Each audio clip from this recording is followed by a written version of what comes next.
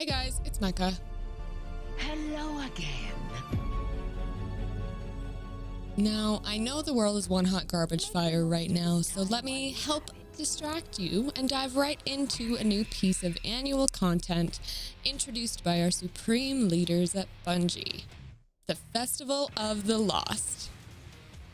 An annual festival celebrating Halloween IRL and giving our gratitude and thanks to those that have passed on before us. According to Destinypedia, the Festival of the Lost honors and celebrates the spirits of the dead, guardian and citizen alike. Considering IRL 2020 has been an absolute mess of a year, this content is desperately needed by players alike. To get started, stop by the tower and see everyone's favorite grandma, Eva Levante. Did you get taller? Or am I getting shorter? Purchase a mask, grab your bounties, and go see Spider.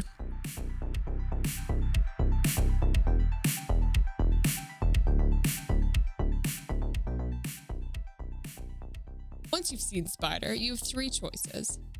PvE lovers can do strikes, PvP sweats can use their Jotun in Crucible guilt-free, or for a combination of both, you can go to everyone's most love-hated activity, Gambit.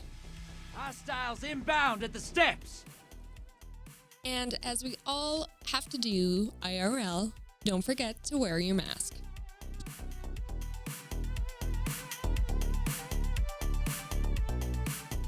Once you're started into the forest, you'll be placed into a multiplayer match-made activity if you don't already have a fire team. The goal is to race through the levels as fast as you can, kind of like Altars of Sorrow. You get bonus time for beating powerful enemies, and the goal is to get to level 10 before the Vex timeline self-destructs. Bonus tip to help you get through faster and not die as much: add your mask mods on the way you would when you're doing nightmare hunts. They each do something different, so try each of them on and challenge yourself. Higher Purpose, which gives you increased damage and high damage resistance while airborne. Vampiric Touch, which increases damage to challenging enemies and health regen on precision kills. And Energetic Assassin, which grants grenade and melee energy on precision hits. There's a few things that are different this year compared to previous years. This year, to be able to access the chest at the end of the race, you're going to need something called a cipher decoder. Cipher decoders are available through any playlist activity or most of the activities you do through the universe.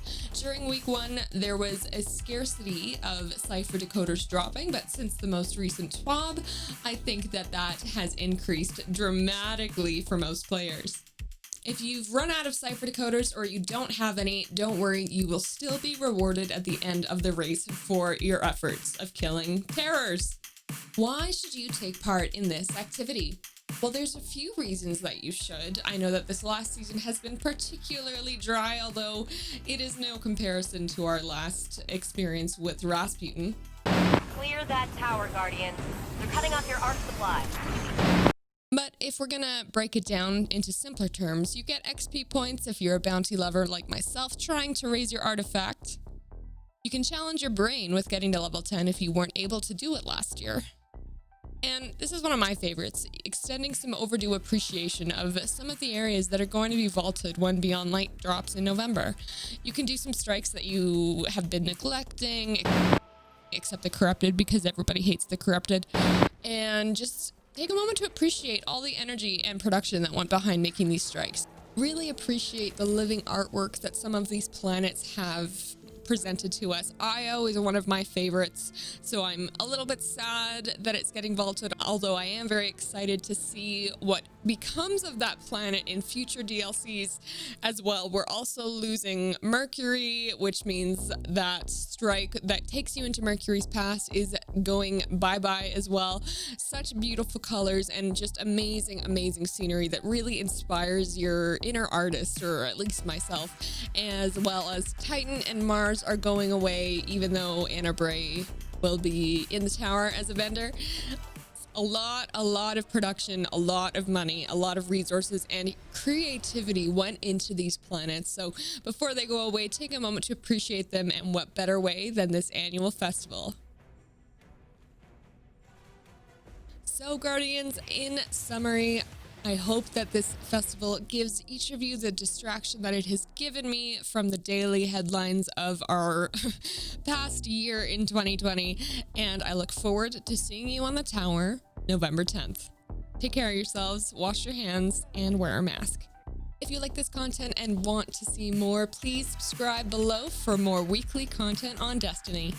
And for other content, please consider subscribing to my podcast, link in the description below.